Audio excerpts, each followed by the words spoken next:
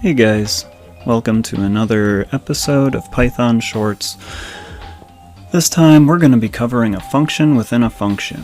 So, let's just jump right in. Please, if you haven't watched my previous video on creating your first function, please do that first. It'll give you a little context.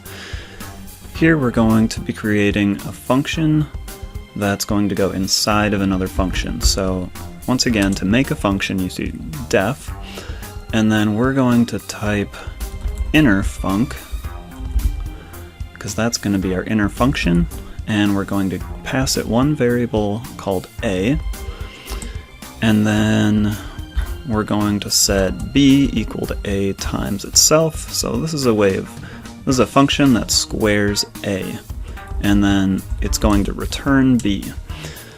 So this function, the whole purpose of it is just to simply give us the square root of a and return it. So now we're going to have an outer function, and we're going to pass it c and d.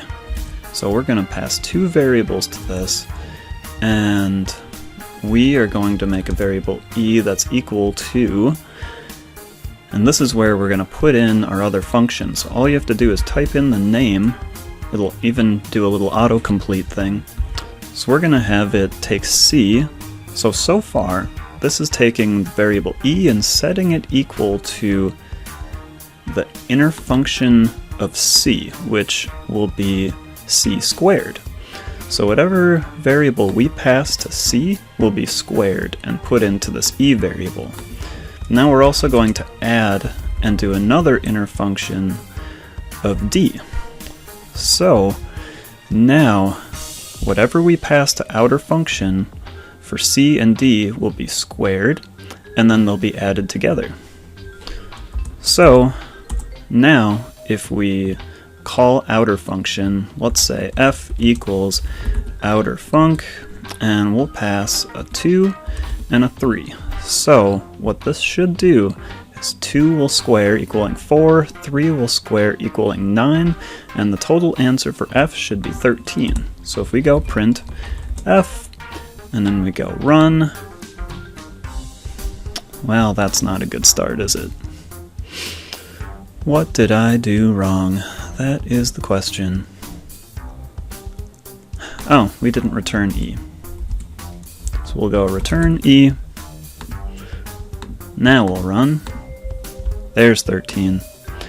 So that's really all there is to it. It's really easy. You can make any number of functions within any number of functions, and the idea is that you don't have to repeat as much of your code.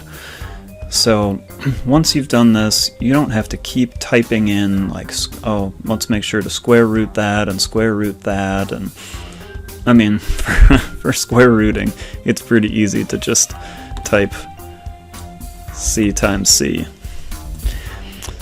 and d times d. And this will give us the same answer of 13. It's not using this inner function at all. But for more advanced things, if you had 6 lines of code that you wanted to do to this a and then return something out of those 6 lines of code, you wouldn't have to type that every single time you wanted to do it. It's just a nice, easy way of making your time more efficient. That's all I've got for you guys today. Thanks for watching. Bye.